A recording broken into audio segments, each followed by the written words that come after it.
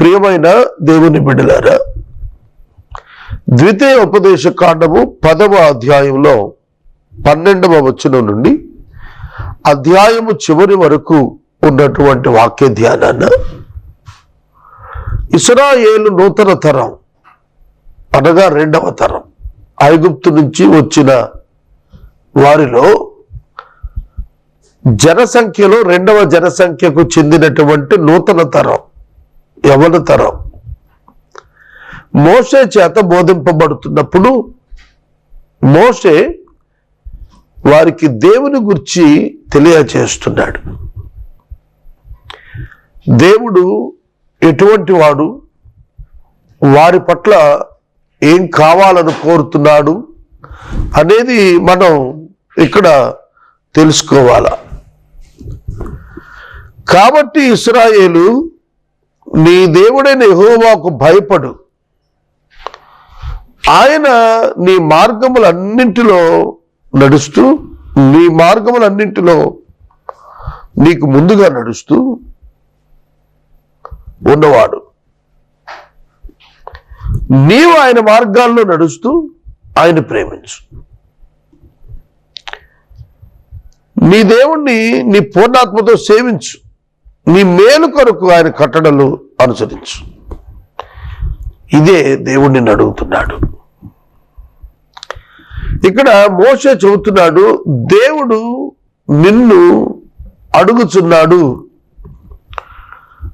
God is expecting something from you.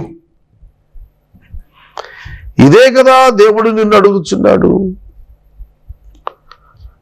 To keep the commandments and the statutes of the Lord which I am commanding you today for your good. What does the Lord God require from you? దేవుడు నీ నుండి ఏం కోరుతున్నాడు? ఇది మనం నేర్చుకోవాలి. దేవుడట నూతన తరపు వారి నుండి కోరుతున్నది ఏమిటి? What is this character? Why he is requires of you? నీ నుండి కొంత అవుట్పుట్ ఆయన ఎక్స్పెక్ట్ చేస్తున్నాడు. Because you both are in covenant. మీరు దేవుడు నిబంధనలో ఉన్నారు. మీ కొరకు ఆయన సమస్తం చేస్తున్నాడు. కాబట్టి మీరు కూడా ఆయనతో ఎలా ఉండాలో ఆయన తెలియజేస్తున్నాడు. మీరు ఆయనతో ఎలా ఉండాలి? That is his character.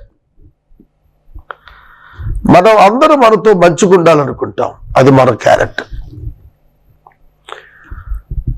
మనలను అందరూ ప్రేమించాలనుకుంటాం, అందరూ మనలను గౌరవించాలనుకుంటాం, అందరూ మనతో స్నేహం ఉండాలనుకుంటాం,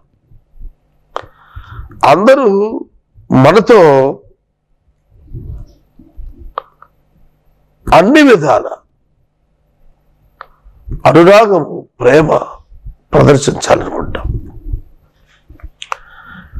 అలాగే దేవుడు కూడా తన బిడ్డల నుండి ఇది కోరుకుంటున్నాడు. ఎవరైనా అంతే, ఒక మనిషి మరొకరి నుండి కోరుకుంటాడు. దేవుడు కూడా మనల నుండి ఆయన కోరుకుంటుంది ఏమిటంటే, మనము ఆయన పట్ల ఎలా ఉండాలి. ఎందుకు ఆయన పట్ల అలా ఉండాలంటే, ఆయన మనకు మేలు చేయటానికి, మన మేలు కొరకు ఆయన పట్ల అలా ఉండమంటున్నాడు. ఎందుకంటే ఆయన తన వాగ్దానాలన్నీ కూడా ఏవైతే కండిషనల్ బ్లెస్సింగ్స్ ఉన్నాయో అవన్నీ మనకి ఇవ్వటానికి, వాటిని అందుకునే స్థాయికి మనల్ని రమ్మంటున్నాడు. దేవుడిచ్చే వాగ్దానాలు 2 రకాలు. ఒకటి కండిషనల్, 2 అన్కండిషనల్. షరతులు ఉన్నవి, షరతులు లేనివి. షరతులు లేనటువంటి దీవెన, షరతులు ఉన్నవి దీవెన. షరతులు అంటే, నువ్వు ఇలా చేస్తే నేను ఇది చేస్తాను, నువ్వు నా ఎద్దుకు రా నేను ఎద్దుకు వస్తాను, నువ్వు నన్ను ప్రేమించు నేను ప్రేమిస్తాను, నువ్వు నాకు లోబడు, నేను ఈ దీవెనిస్తాను. అవి షరతులు. నువ్వు చేసినా చేయకపోయినా తన కృపతో తన దయతో తను ప్రేమించి చేసేవి షరతులు లేనివి. షరతులు లేనిది రక్షణ. షరతులు లేనిది రక్షణ. ఎందుకంటే అది ఆయన సంపూర్ణంగా ఇచ్చేది. షరతులు ఉన్నవి దీవెన. షరతులు ఉన్నవి దీవెన. Please understand. నేను రక్షించబడ్డాను ఉచితంగా. అది దేవుని కృప వల్ల ఇవ్వబడింది. ఇది అన్కండిషనల్. దీనికి ఏమీ నిమిత్తం లేదు. ప్రభువును నేను అంగీకరించాను, దాని వలన నన్ను ఆయన అంగీకరించాడు అనేది నాకు అర్థమైంది. ప్రభువును నేను అంగీకరించినప్పుడు నాకు ఒక ట్రూత్ అర్థమవుతుంది. ఏమిటంటే ఆయన నన్ను అంగీకరించి ఉన్నాడు అని అర్థమైంది. సో నాకు ఆయనకు మధ్య ఒక సంబంధం ఏర్పడింది. ఇది కారణం ఆయనే. దీనికి కారణం ఆయనే. It is unconditional.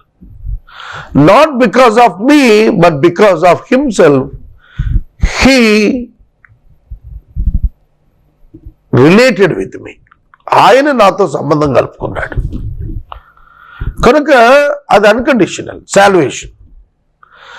But the blessing and the glory and the development, it is conditional. విత్తనం వేస్తేనే చెట్టు వస్తుంది.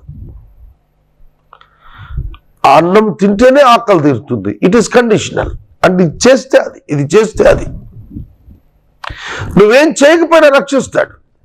నువ్వు నమ్మితే చాలా ఆయన్ని. If you accept him, you will be saved. But you want to receive the blessing, you have to work. You have to do something too. You have to obey God to receive the blessing. Obedience at least. కనుక ఇక్కడ మీరు అర్థం చేసుకోవాలి, నీకు మేలు కలుగునట్లు. దేని కొరకట? మీకు మేలు కలుగునట్లు, మీకు మేలు కలుగునట్లు నా ఆజ్ఞలు నా కట్టడలు మీరు పాటించాలని అడుగుతున్నాను. నీ మేలు కొరకు ఇశ్రాయేలు, నీ దేవుడైన యెహోవాకు భయపడు, ఆయన మార్గాల్లో నడుచుకో. 3 ఆయన ప్రేమించు. 4 ఆయన సేవించు. చూస్తున్నావా? ఇవి నిన్ను అడుగుతున్నాడు దేవుడు. 1 భయపడాలి. Fear the lord. It is the real blessing. It's a conditional blessing. యెహోవా యందు భయభక్తులు కలిగి ఉండుట దీర్ఘాయుషునకు మూలము. యెహోవా యందు భయభక్తులు కలిగి ఉండుట జ్ఞానమునకు మూలము. యెహోవా యందు భయభక్తులు కలిగి ఉండుట సంపదకు మూలము. యెహోవా యందు భయభక్తులు కలిగి ఉండుట ప్రతి విధమైన ఆశీర్వాదమునకు కారణము. You can please your God by fear in the Lord. దేవునికి భయపట్టు వల్ల నీవు దేవుని ఆనందింపచేస్తావు. భయపడటం అంటే ఎట్లా? భయపడటం అంటే ఎట్లా? ఆయన అగ్ని కురిపిస్తాడు, మంటల్లో వేస్తాడు, చంపేస్తాడు, నశింపజేస్తాడు. అందుకు కాదు, ఆయన ఔన్నత్యాన్ని చూచి భయపడాలి, ఆయన శక్తిని చూచి భయపడాలి. అర్థమవుతుందా? ఆయన యొక్క మహిమను చూచి భయపడాలి. అయ్యో ఎంత గొప్ప దేవుడు, నేనెంత అల్పుణ్ణి. కనుక ఆయనను జ్ఞాపకం చేసుకున్నప్పుడు నీవు భయపడాలి. ఎందుకంటే సకల లోకం ఆయనకు లోబడుతోంది. After all a little fellow, చిన్నోండి, పనికిరానండి, అశక్తివంతండి, అయోగ్యుండి, నేను భయపడొద్దా? ఇంత గొప్ప దేవునికి నేను భయపడవద్దా? ఇంత మహిమగల దేవునికి భయపడద్దా? ఇంత జ్ఞానవంతుడైన దేవునికి నేను భయపడద్దా?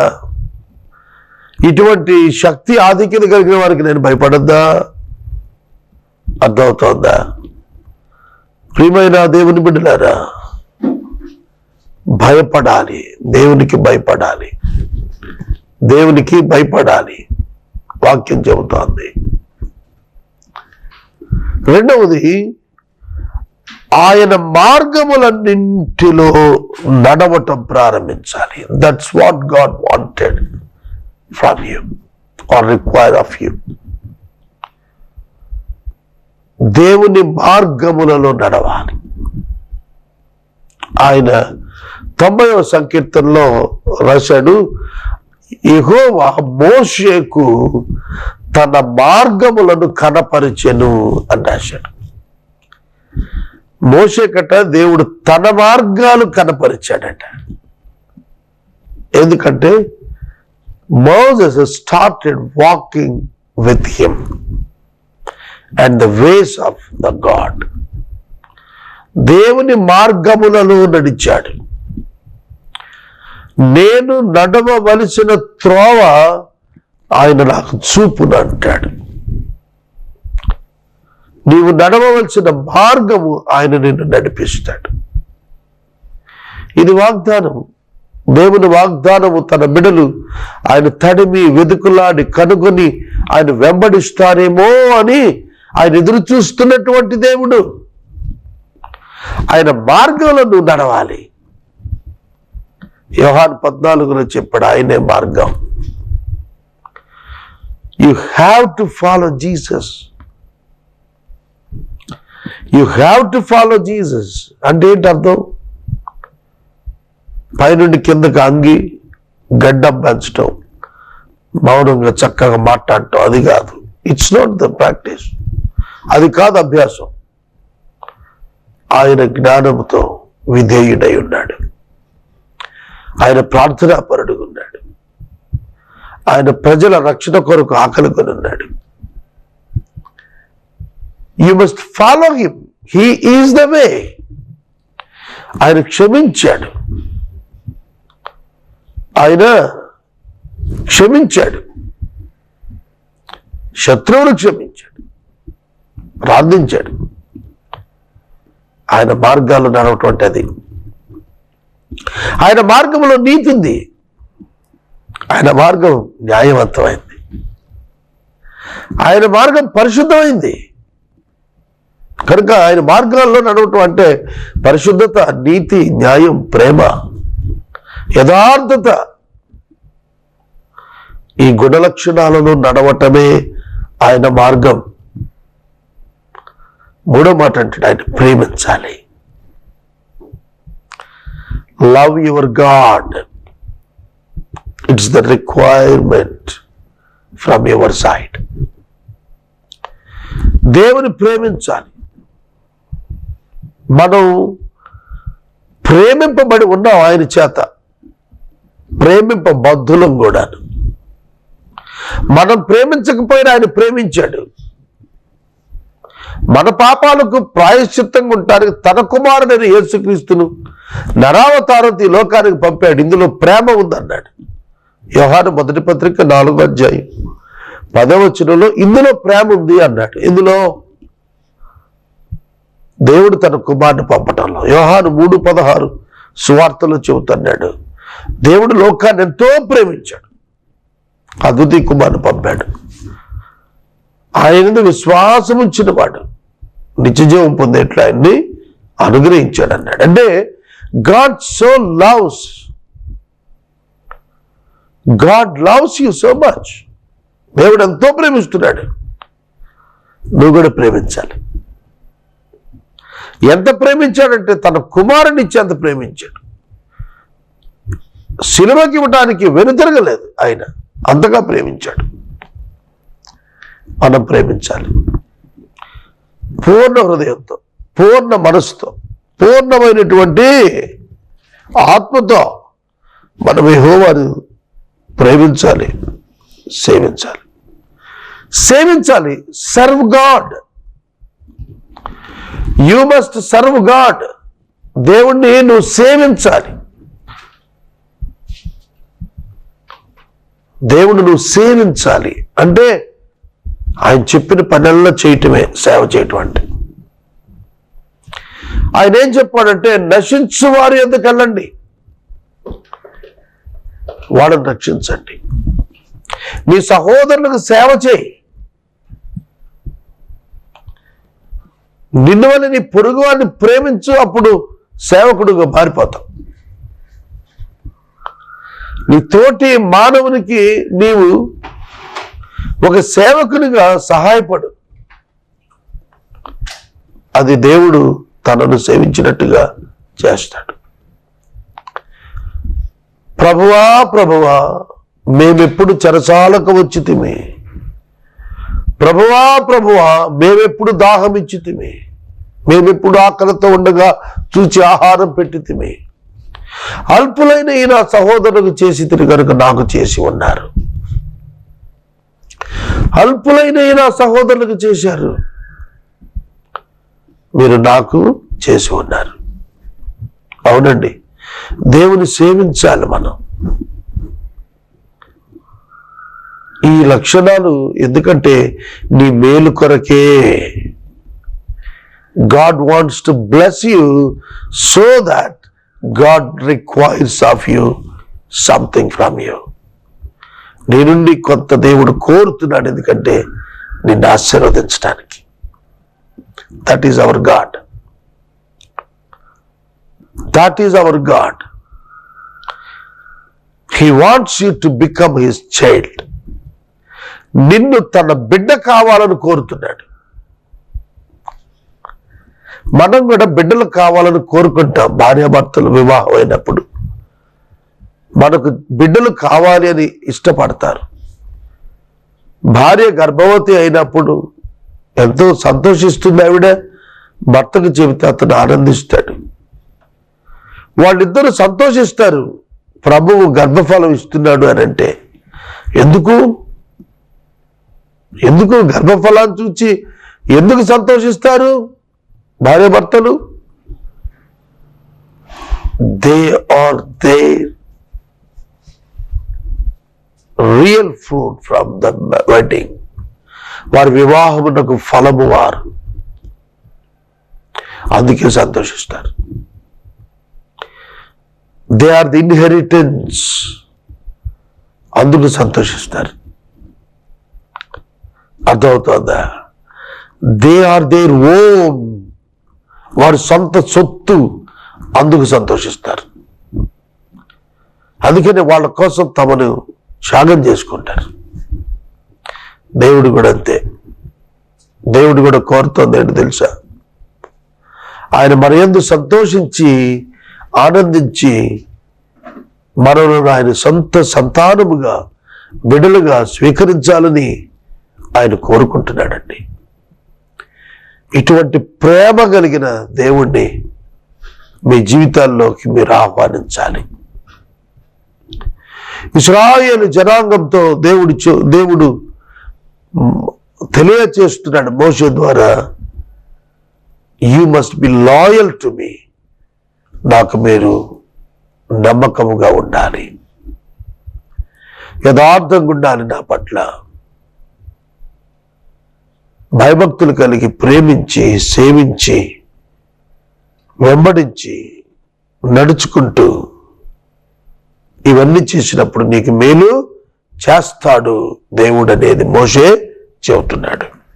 ఎందుకనగా చూడము, ఆకాశము మహాకాశము భూమియు అందు ఉన్నదంతయు నీ దేవుడైన యెహోవావే. ఎందుకు నువ్వు అర్థం చేసుకోవాలి దేవుడు అంటే, ఆయన నీ మేలు చేసే దేవుడని. ఆయన ఎంత ఔన్నత్యం గలవాడంటే, ఆకాశము మహాకాశము ఆయనవే, భూమియు దానిలో ఉన్నదంతయు ఆయనదే. ఈ మధ్యన ఒక సహోదరుడు నాతో మాట్లాడుతూ 150 గజాల స్థలం ప్రభుత్వం మాకు ఇస్తున్నారని ఎంతో సంతోషంగా చెప్పాడు. ఎంతో సంతోషంగా నేను సమాజానికి చేస్తున్న సేవకు ప్రభుత్వం మాకు 150 గజాలు స్థలం ఇస్తుందండి. భూమి యొక్క వైశాల్యతతో 150 గజాలు కంపేర్ చేస్తే ఎంతండి?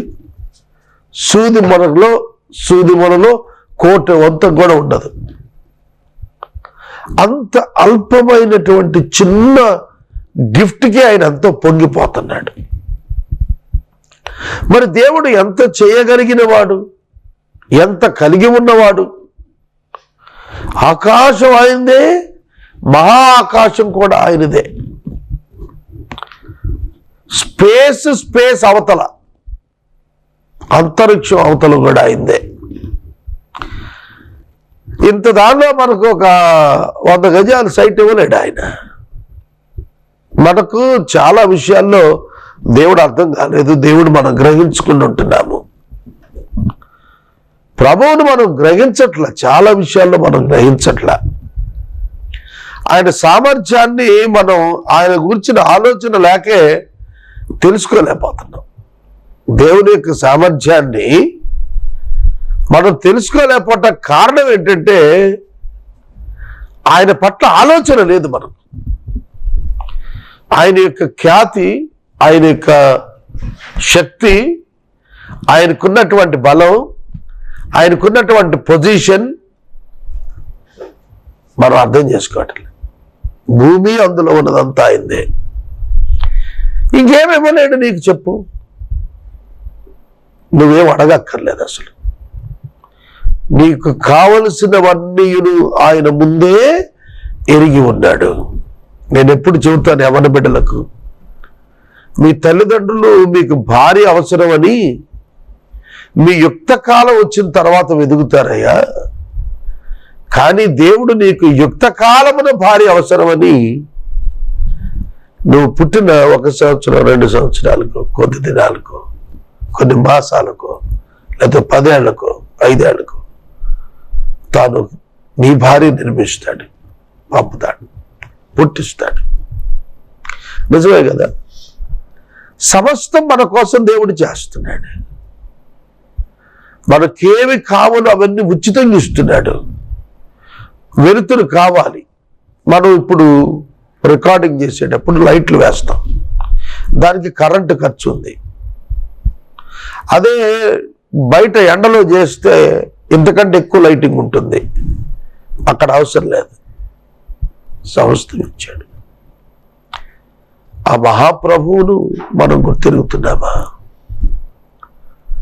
అందరూ దేవుణ్ణి గుర్తిస్తున్నాం అంటారు, కానీ ఆయన పంపిన యేసుక్రీస్తుని ఒప్పుకోవటమే కంటకం అయిపోతుంది, కష్టం అయిపోతుంది. అక్కడే వారు వెనకడుగు వేస్తున్నారు ప్రజలు. అందుకే ప్రభువు చెప్పాడు, ఆయన పంపిన క్రీస్తును విశ్వసించటమే నిత్య జీవమని. కనుక మన నూతన నిబంధన కాలంలో క్రీస్తును మనము రక్షకునిగా అంగీకరించాలి. అప్పుడు మనము నిత్య జీవానికి వెళతాము. క్రీస్తు యేసునందు విశ్వాసముతో మనము ఆయన ప్రేమించి, ఆయన సేవించి, ఆయనకు లోబడి, ఆయన మార్గంలో వెళ్ళి ఉన్నప్పుడు, ఆయనకు భయపడినప్పుడు అద్భుతమైనటువంటి దీవెనలు కూడా దేవుడు నీ వశం చేస్తాడు.